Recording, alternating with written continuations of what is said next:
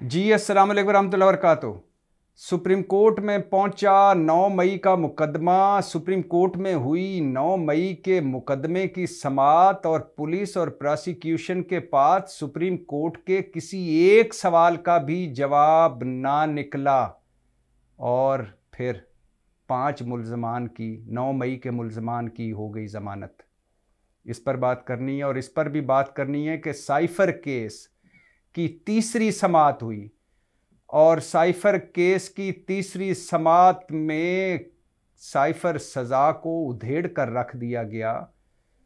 इस पर बात करते हैं और इस पर भी बात करनी है कि किन किन तरीके इंसाफ के सियासतदानों के सेनेटर्स के कागजात नामजदगी मुस्तरद हो गए हैं और क्यों हुए हैं।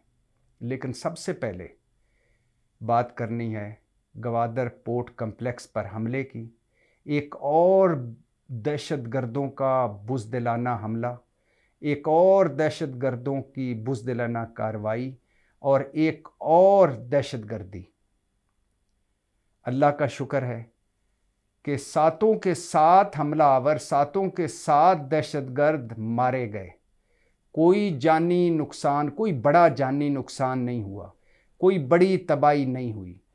और सिक्योरिटी फोर्सेस को सलाम जिन्होंने ना सिर्फ इस हमले को नाकाम बनाया बल्कि सातों दहशतगर्दों को मार दिया।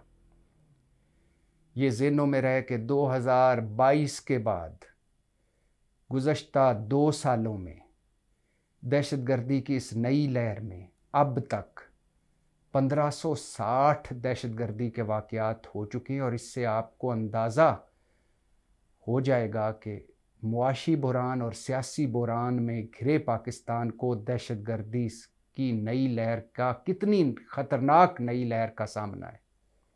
उन सारे मुजाहिदों को सलाम, उन सारे गाजियों को सलाम और उन सारे शहीदों को सलाम जो जान हथेली पर रख कर मुल्क के लिए लड़ रहे हैं और जानों के नजराने पेश कर रहे हैं।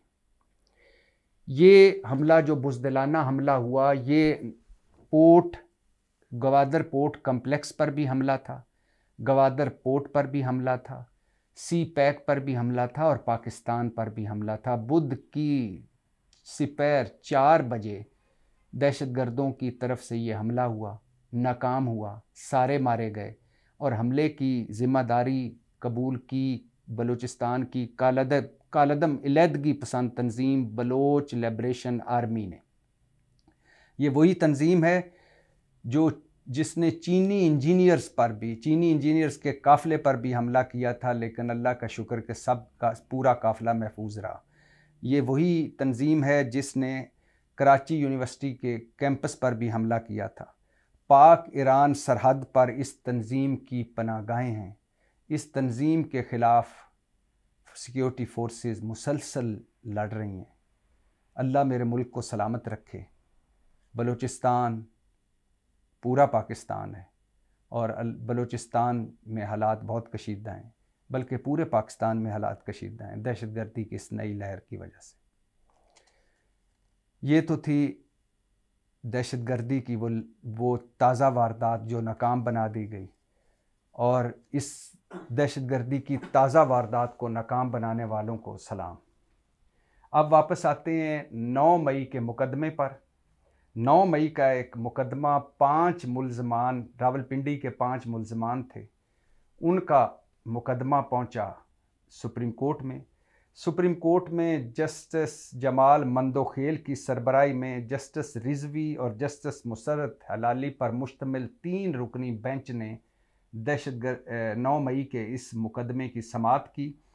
और इल्ज़ाम था इन पांचों मुल्ज़मान पर कि इन्होंने हमज़ा कैंप रावलपिंडी पर हमला किया है, तोड़ फोड़ की है और दहशतगर्दी की है या दहशतगर्दी में मुलव्वस पाए गए हैं। सुप्रीम कोर्ट में जब ये समाअत शुरू हुई और उसके बाद जब जज साहबान ने सवालात पूछने शुरू किए तो पुलिस और प्रोसिक्यूशन के पास कोई जवाब नहीं था किसी सवाल का। सुप्रीम कोर्ट ने पुलिस और प्रोसिक्यूशन को आड़े हाथों लिया। सुप्रीम कोर्ट ने पूछा, क्या रैली निकालना जुर्म है? क्या किसी सियासी जमात का कारकुन होना जुर्म है? क्या सियासी जमातें सियासी जलसे और जलूस ना करें, इस पर भी पाबंदी लगाना चाहते हो। और जब प्रोसिक्यूशन की तरफ से कहा गया कि ये दहशतगर्दी हुई है, तो सुप्रीम कोर्ट ने कहा कि आपको पता है कि दहशतगर्दी क्या होती है? आपने दहशतगर्दी की दफात तो लगा दी, लेकिन आपको इल्म है कि दहशतगर्दी क्या होती है? दहशतगर्दी ये होती है जो Sania APS army public school Peshawar में हुई। दहशतगर्दी ये होती है जो कोयटा में वकला पे खुदकश हमला हुआ और जिसमें वकला शहीद हुए, ये दहशतगर्दी होती है। ये दहशतगर्दी नहीं है जो आप लेकर आ गए हैं हमारे पास। सुप्रीम कोर्ट ने कहा कि सियासी मामलात को सियासी रहने दें, सियासी मैदानों में हल होने दें, इसको दहशतगर्दी ना बनाएं। सुप्रीम कोर्ट ने कहा कि केस रावलपिंडी का है, गवाह लाहौर का है। ये मुआवजा कैसे हो गया? प्रोसिक्यूशन के पास कोई जवाब नहीं था। सुप्रीम कोर्ट ने कहा कि कहाँ है सबूत इस दहशतगर्दी के? कोई जवाब नहीं था। सुप्रीम कोर्ट ने कहा कि आपने कहा कि पेट्रोल बम बरामद हुए, पेट्रोल बम कहाँ से आए? कोई जवाब नहीं था। कौन लाया? कोई जवाब नहीं था। किस से बरामद हुए? कोई जवाब नहीं था। बहुत सारे सख्त सवालों के बाद और जवाब ना मिलने के बाद सुप्रीम कोर्ट ने 5 मुल्ज़मान की ज़मानत मंजूर कर ली। जहां एक तरफ 9 मई का ये मुकदमा सुप्रीम कोर्ट में पहुंचा हुआ था, वहीं साइफर केस आजकल इस्लामाबाद हाई कोर्ट में लगा हुआ है। इमरान खान और शाह महमूद कुरैशी को साइफर केस में 10 साल कैद बमुशक्कत की सज़ा सुनाई जा चुकी है। इसके खिलाफ इमरान खान और शाह महमूद कुरैशी ने अपील की हुई है और साइफर केस की तीसरी समाअत हुई, और तीसरी समाअत, इन तीनों समाअतों को अगर यकजा किया जाए तो 7 नुक्ते ऐसे हैं, 7 एतराज़ात ऐसे हैं, 7 पॉइंट्स ऐसे हैं कि जिन्होंने फैसले को मशकूक बना दिया है। पहला पॉइंट, जो इस्लामाबाद हाई कोर्ट के 2 रुकनी बेंच जस्टिस आमिर फारूक और जस्टिस गुल हसन औरंगज़ेब की डिवीज़न बेंच की ज़ेर सदारत ये जब केस 3 समातें हुई और इन तीनों समातों को सम अप करें, तो जो सवाल उठाए गए अदालत में और जिनका कोई जवाब नहीं मिला, वो ये थे कि जिस तकरीर पर सज़ा हुई इमरान खान और शाह महमूद कुरैशी को, इस तकरीर का तो कोई सर पैर ही नहीं है और ये तो सियासी तकरीर नहीं थी। दूसरा नुक्ता, इमरान खान और शाह महमूद कुरैशी का हक़ दिफा ख़त्म किया गया। क्यों? हक़ जिरा ख़त्म किया गया। 25 में से 3 गवाहों पर जिरा कर सके, बाकी 22 गवाहों पर जिरा नहीं हुई। क्यों? केस इतनी जल्दी क्या थी कि ट्रायल कोर्ट ने केस जल्दबाजी में चलाया और रात 9-9 बजे तक समाअत की। चौथा, ट्रायल कोर्ट को साइफर दिखाया ही नहीं गया। जब साइफर ट्रायल कोर्ट को दिखाया ही नहीं गया, उन्होंने साइफर पढ़ा ही नहीं, साइफर को समझा ही नहीं, तो उन्हें कैसे पता चला कि कम्युनिकेशन सिस्टम कंप्रोमाइज़ हुआ है। पांचवा, बनी गाला मीटिंग से मुतल्लिक जो आप कह रहे हैं कि साजिश हुई, और हालांकि बनी गाला मीटिंग हुई 28 मार्च को और इमरान खान ने तकरीर कर दी 27 मार्च को। आप कहते हैं तकरीर पहले हुई और साजिश बाद में हुई, और उस साजिश पर आपने मुकदमा बनाया कि तकरीर हुई, तो उसका कोई दस्तावेजी सबूत है? और छठा सवाल, इमरान खान और शाह महमूद कुरैशी को इस अहम केस में, हसास केस में, अपने वकीलों से एक मौका पर आकर महरूम कर दिया गया और उनको सरकारी वकील दे दिए गए। क्यों?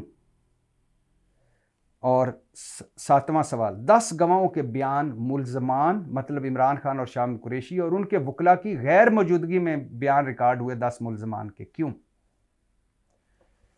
समाअत 25 मार्च को होगी, अब अगली समाअत, चौथी समाअत। अभी तक की जो समाअत हुई है, इसमें हकूमती वकील, प्रोसिक्यूशन के वकील, प्रोसिक्यूटर कोई खातर खा जवाब नहीं दे सके बहुत अहम नुकात का। साइफर केस, मैंने पहले भी बताया कि इस्लामाबाद हाई कोर्ट का जो भी फैसला आएगा, दूसरी पार्टी सुप्रीम कोर्ट जाएगी, और सुप्रीम कोर्ट ही थी 3 रुकनी बेंच जस्टिस सरदार तारिक मसूद की सरबराही में, जिन्होंने साइफर केस को उड़ा कर रख दिया था और कहा था कि साइफर केस मफरूज़ों पर बनाया गया, साइफर केस में जो दफ़ात लगाई गई वो लगती नहीं है, साइफर केस की FIR पर सवाल उठाए गए, आज़म खान के बयान पर तहफ़्फ़ुज़ उठाए गए, आज़म खान के 1 महीना गायब रहने और फिर आने पर तहफ़्फ़ुज़ बयान उठाया गया और साइफ़र केस के बाकी मेरिट्स और डीमेरिट्स पर संगीन सवालात उठाकर सुप्रीम कोर्ट के 3 रुकनी बेंच ने इमरान खान और शाह महमूद कुरैशी को ज़मानत दी थी। लेकिन फिर साइफ़र केस का फ़ैसला आया। 10 साल गिरफ़्तारी साइफ़र केस में जब इमरान खान और शाह महमूद कुरैशी की गिरफ़्तारी हुई तो उस गिरफ़्तारी पर ज़मानत दी सुप्रीम कोर्ट ने। उसके बाद एक और केस में दोनों को गिरफ़्तार कर लिया गया। इमरान खान एक तोशाखाना या इद्दत वाले निकाह केस में गिरफ़्तार हुए। शाह महमूद कुरैशी को अडयाला जेल के दरवाजे पर 9 मई के मुकदमे में गिरफ़्तार किया गया। फिर साइफ़र केस चला और फिर 10 साल सज़ा हुई और अब इस्लामाबाद हाई कोर्ट में है।